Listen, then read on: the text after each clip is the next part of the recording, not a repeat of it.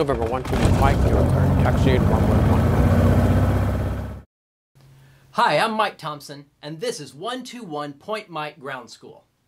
Have you checked out my six-pack? In this video, I'm going to talk about the game of global domination. Yes, risk. Everything involves risk, and flying is part of everything. Risk is covered in every flight manual I've ever come across, and it's covered most extensively in the Aviation Instructor's Handbook.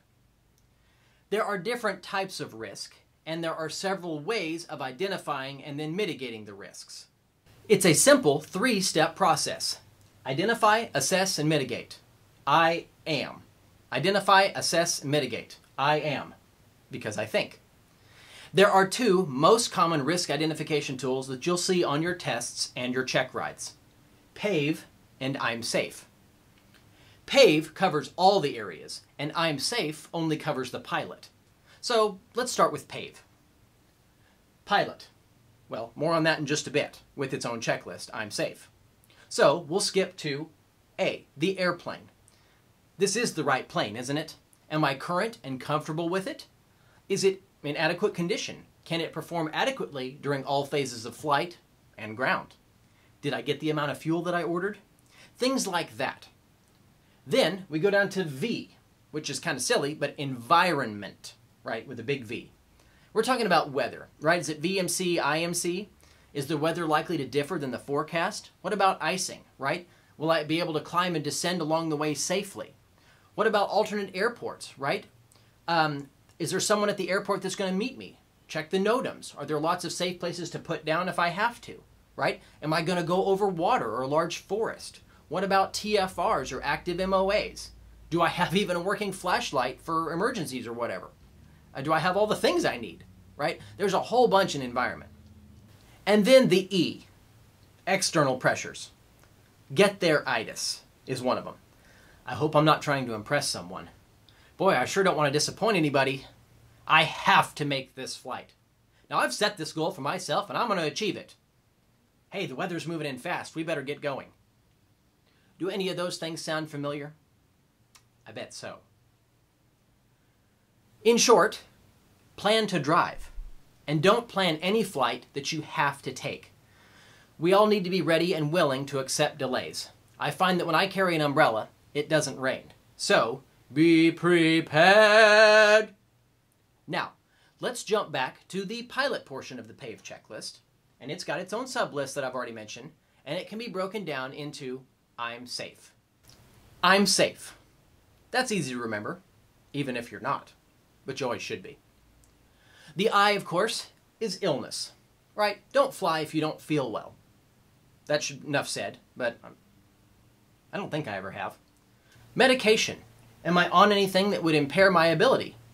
Consider decongestants too, right? If they wear off during flight, it might not be as bad as if they wear off during scuba diving, but you certainly don't want, ear squeeze or bowls to distract you. The S is stress. We all have some type of this all the time. But are you under any specific stresses that would impair your flying seriously? A is for alcohol.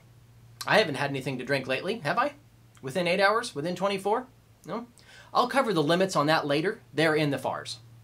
F is for fatigue. Am I just plain tired? How much sleep did I get? Am I really up to this? And then E is for emotion. If you're upset, angry, or anything other than ready to fly, you shouldn't fly. So, that's PAVE and I'm SAFE. Pilot, airplane, environment, external pressures. Illness, medication, stress, alcohol, fatigue, and emotions. So you've identified the risks with the two checklists. Now you need to assess those risks. That's step 2. Risk is made up, of course, of probability and severity. Obviously, the highest risk items are the ones that are very likely to happen and have a very bad outcome if they do. At the other end of the spectrum are the things that are unlikely and not very bad if they do happen. Then the yellow area in the middle here is where you need to make informed decisions. Graphics, such as this, are helpful in understanding and assessing your risk, but they're not part of any flight plan I've ever seen, and it's okay to do that thing in your head. And that brings us to phase 3, profit. Nope, that's wrong. I meant mitigation. So how can we reduce or eliminate the risks in our assessment? Do we take fewer bags so we're, not as close or, heaven forbid, over gross weight? We probably need to plan for another fuel stop. What about we alter our waypoints, right, so they don't pass over that dense mountainous region and go over the grasslands instead? Or maybe we wait until after the storms have passed instead of trying to stay ahead of them. So that brings us to the types of risks. There are identified and unidentified, right? All the things we did above allows us to identify the risks. So it's a pretty big chunk of all of this. Unidentified risk is all that we don't know by definition, and this will always be lurking. Unacceptable risk simply can't be tolerated, right? You don't want to do things with unacceptable risk because it's unacceptable. The name kind of says it all. Acceptable risk is what we've identified and we're okay with. We choose to fly anyway. We choose to go to the moon. Residual risk is all that's left over after you've totaled up the acceptable and unidentified risk.